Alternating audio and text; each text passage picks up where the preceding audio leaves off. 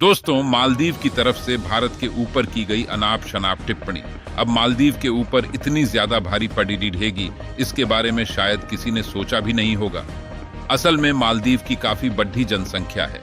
बहुत ही important food products को कौन सी एम करती है, जिसके लिए भारत ही मालदीव का सबसे बड़ा सप्लायर कंट्री था। लेकिन रिसेंटली हुए की वजह से अब ये सप्लाई चेन भी डिस्टर्ब होती हुई नजर आ रही है।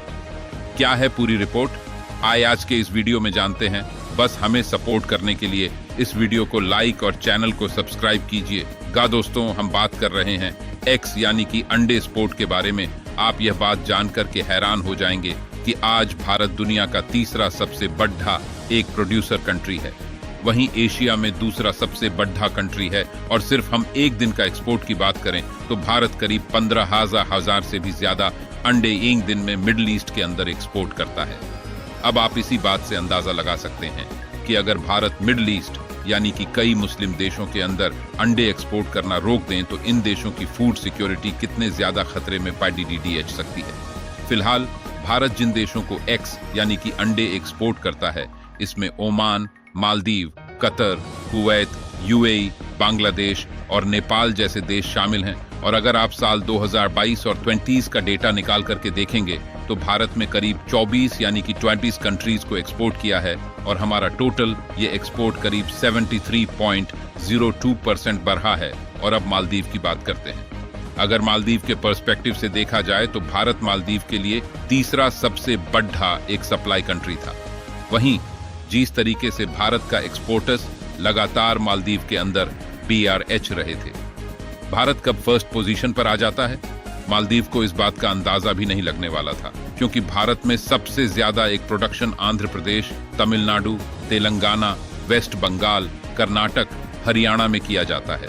अगर आप स्टार्टिंग वाइज देखेंगे तो आप पाएंगे कि साउथ इंडिया में काफी ज्यादा एक्स का प्रोडक्शन होता है और वहीं के कई सारे पोर्ट्स के माध्यम से ये एक्स की सप्लाई हम वर्ल्ड वाइड एक्सपोर्ट कर देते थे, जिसमें से कई शिप मालदीव होकर गुजरते थे और मालदीव की जरूरत के हिसाब से में उतार दिए जाते थे। लेकिन रिसेंटली मालदीव ने भारत के ऊपर जो टिप्पणी की है, इसकी वजह से ये सप्लाई चेन भी डिस्टर्ब हो सकती है। क्योंकि ऑलरेडी तमिलनाडु में भारी बारिश शुरू हो चुकी है, जिसकी वजह से वहां के कई पोर्ट्स पूरी तरीके से बंद है। अब यहां से जाने वाली एक सप्लाई कैसे जाएगी, क्योंकि मालदीव को होने वाली मेजॉरिटी जो सप्लाई थी वो इसी रूट से जाया करती थी। फिलहाल इससे हम न सिर्फ मालदीव को जवाब दे सकते हैं, बल्कि हमारे एक्स के बदले हम क्रूड ऑयल यानी कि कच्चा तेल और नेचुरल गैस भी इंपोर्ट करा सकते हैं। क्योंकि भारत जिन देशों को एक्स यानी कि अंडे एक्सपोर्ट करता है, इस लिस्ट में अब रशिया भी शामिल हो चुका है। 3 महीने पहले रिपोर्ट सामने निकल के आती है कि रशिया के अंदर प्राइस 30-40% तक बढ़ चुके हैं।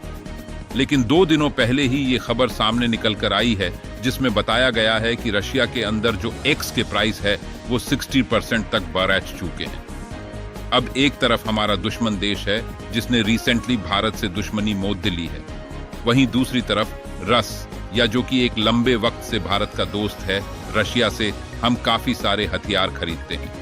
रिसेंटली हमने बहुत ज्यादा कच्चा तेल खरीदा है, लेकिन ज्यादा चीजें एक्सपोर्ट ना करने की वजह से हम रशिया से तेल नहीं खरीद पा रहे थे। लेकिन भारत अच्छी खासी अमाउंट में एक सदस्य के अंदर एक्सपोर्ट करके क्रूड ऑयल ले सकता है और वहीं के मालदीव को अच्छा मजा सिखाने का समय आ चुका है। मालदीव रिक्वेस्ट करके भी भारत से एक्सपोर्ट करने की बात करता है तो हम कह देंगे कि हमारे पास सप्लाई ही नहीं है। हमारी जो मेजॉरिटी सप्लाई है और एशिया की ओर जा चुकी है और आप अपना जुगाड़े DH चीन और तुर्की या फिर पाकिस्तान जैसे देशों से निकाल लें।